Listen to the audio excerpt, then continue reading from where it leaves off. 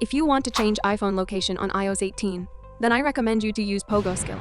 PoGoskill is a powerful location changer, which enables you to play geo-restricted games, access location-based social apps, or keep your identity hidden for privacy reasons. It also has many modes, including joystick mode, teleport mode, multi-spot mode, and more, which you can use it for free now. The latest version of PoGoskill has already support iOS 18.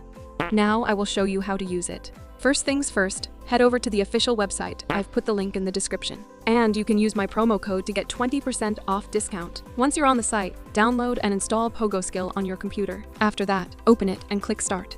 Then, connect your iPhone to your PC and click Next. Now you're good to go with PoGoskill. For example, my location shows I'm in the New York right now.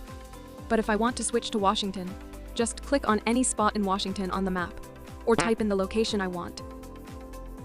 Then, click Start to change the location.